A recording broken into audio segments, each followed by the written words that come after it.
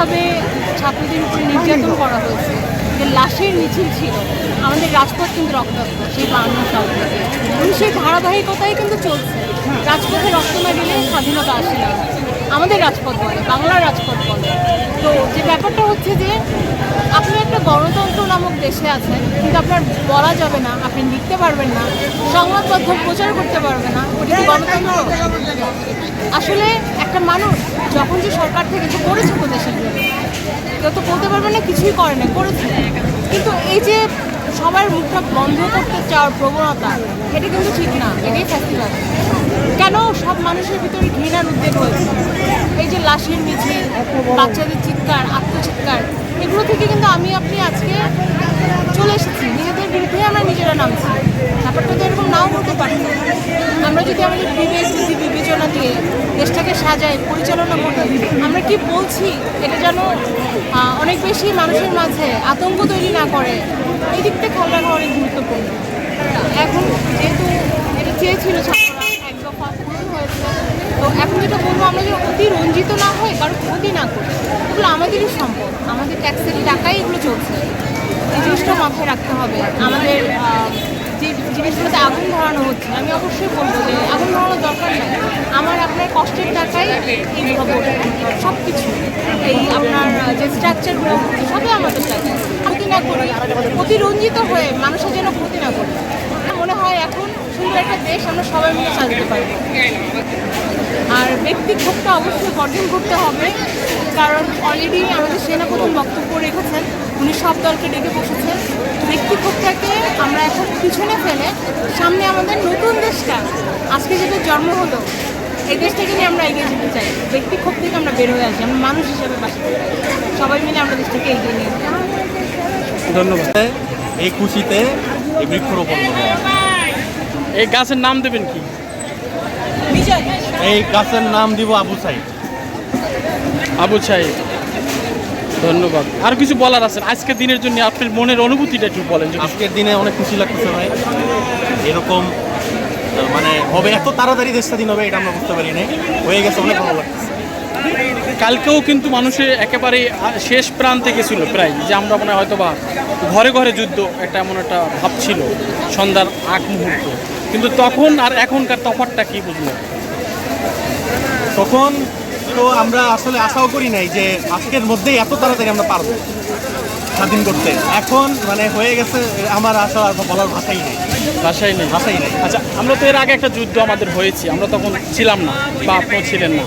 ওই সময় কিছুটা হলো আমরা থিওরিক্যাল হলেও আমরা কিছু জ্ঞান অর্জন করেছি, মুরব্বীদের কাছে শুনেছি। জি, ওইটার অনুভূতিটা আর আজকের অনুভূতিটা কেমন, তফাৎটা কোথায়? ওই সময়কার যেসব মানুষরা ছিল তাদের স্বাধীন হওয়াতে যেমন লাগছে, হয়তো বা আমাদেরও একই অনুভূতি হচ্ছে আজকে।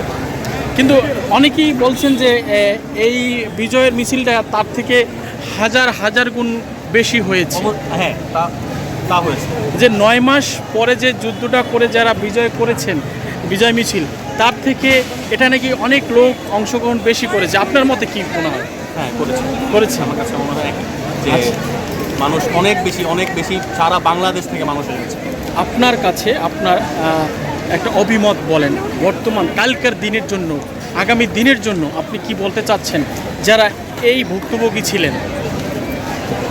মানুষ অনেক দিন পরে জাগ্রত হলো, এই জাগ্রতভাবেই যাতে মানুষ থাকে এবং দেশটাকে আগায় নিয়ে যায়। নতুন কালকে যে বসবেন তার উদ্দেশ্যে আপনার কি বলা? কালকের থেকে আমরা স্বৈরাচার মেনে নিব না। যেই সরকার আসবে, যেই ক্ষমতায় আসবে, আমাদের দেশ আমাদের হাতে থাকবে। আমরা সাধারণ মানুষ যা বলবো তাই মেনে চলতে হবে। এটা কি তার উদ্দেশ্যে বলছেন? তার উদ্দেশ্যেই বলছি। অনেক ধন্যবাদ আপনাকে। এই আরেকটি প্রশ্ন করে আপনাকে শেষ করব, সেটা হলো যে সাধারণ মানুষ যারা আমরা যারা বসবাস করি, সাধারণভাবে জীবনযাপন করি, আসলে যারা ভালোভাবে থাকবে তাদের কী বলার আছে? যেমন কি পরিবেশে চায় তারা, মানে তার সরকারের কাছে কি চাবে, নতুন করে কি চাওয়ার আছে নতুন গভর্নমেন্টের কাছে? এই গভর্নমেন্ট যেসব ভুল করেছে, যেসব অন্যায় করেছে, সেগুলো যাতে আর কোনোদিন রিপিট না হয়। আমাদের দেশ সুন্দর একটা দেশ, দেশের মানুষও অনেক ভালো, কিন্তু কিছু কিছু খারাপ মানুষের কারণে এই দেশটা নোংরা হয়ে গেছে। এই জিনিসটা যাতে আর কোনো দিন আর এই বাংলার মাটিতে না আসে।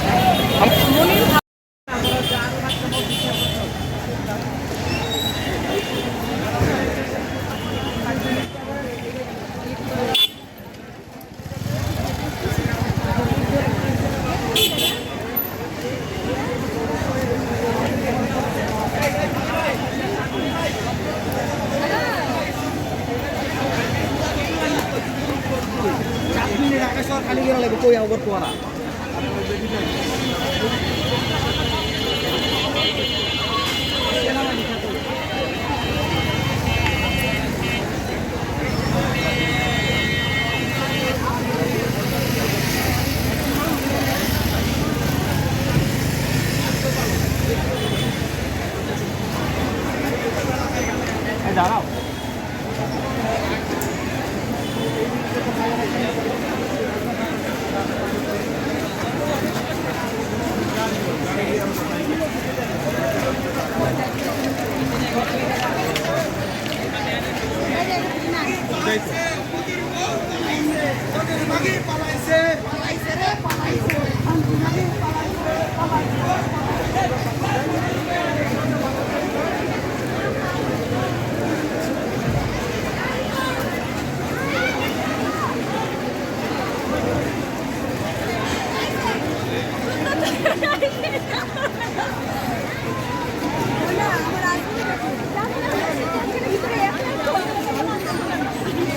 কবে কবে গাছটা কি কি উদ্দেশ্যে লাগাবেন ভাই, একটু যদি বলেন।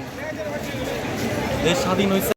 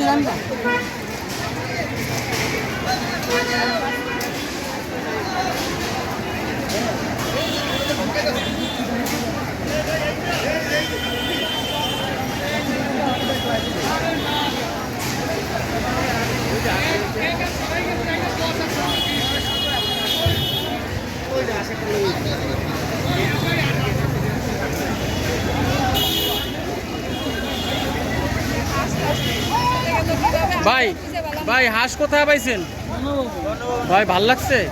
আমাদের দাওয়াত দিবেন? দাওয়াত দিবেন ভাই জবাই দিয়ে খাবেন না, ডিম পারবে ডিম দেবে। হ্যাঁ, আপনাকে এতদিন ডিম দিছে, এবার জনগণকে ডিম দিতে হবে। একটু বলেন না, আপনি হাঁসে পাওয়ার অনুমতিটা বলেন না ভাই। হ্যাঁ হ্যাঁ, আপনি অনুমতিটা শুনবে সবাই, একটু বলেন না। বলেন বলেন বলেন বলেন বলেন। আজ আমি খুশি অনেক। একটু জায়গায় ধরেন, জায়গায় ধরেন। ছিল আজকে আমি অনেক হ্যাপি ভাই, অনেক টায়ার্ড। আর কি পেয়েছেন? গুড।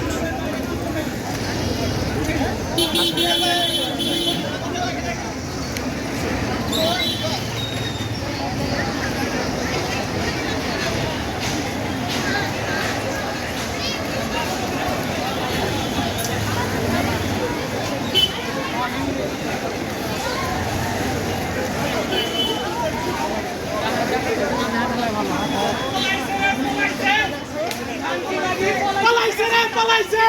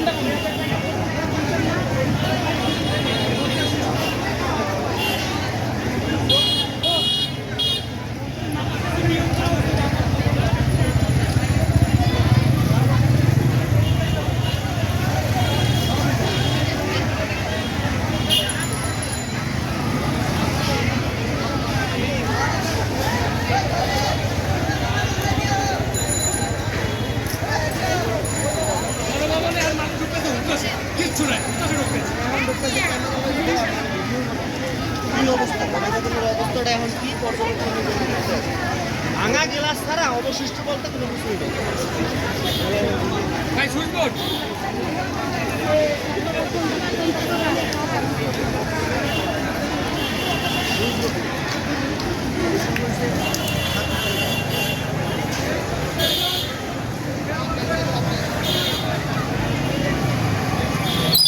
ভাই যে অবস্থা দেখতেছি এত তো আর এক করে থাকলে হিরো থাকবে না, হিরো রয়ে যাবে। স্বাধীন রাষ্ট্র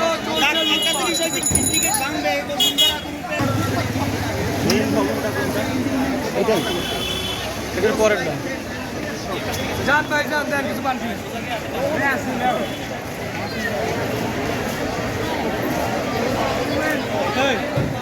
ওই যে বাপ, ওই যে ভাই দিতে বেরোম এই এই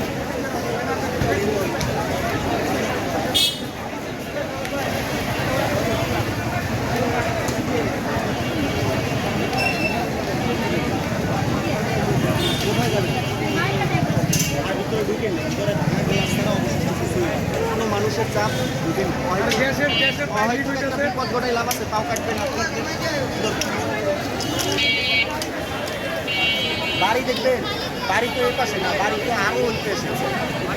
যান যান যান যান তাইলে মেইন রোড ঘুরে আরে যান, আল্লাহ ভরসা, বিসমিল্লাহ। এখান থেকে যাইতে পারবেন না, কারণ সামনে 20 ফুট উঁচু দেওয়াল আছে, তারপর বাড়ি দিতে পারবেন না, তাহলে মেইন রোড ঘুরে যাবেন। যান যান যান যান, ইচ্ছে মিডিয়ে দেখেন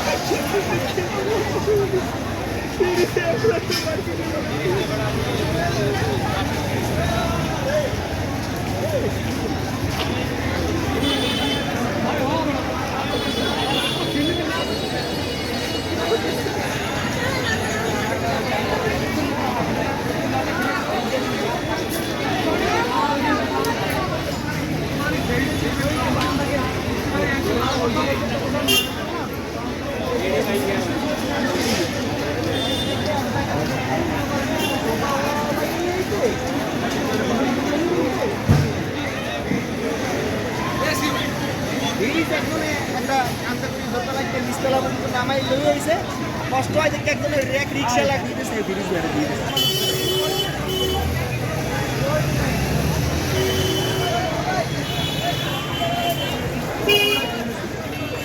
এই পাশে এখন সুবিধা থাকে তারা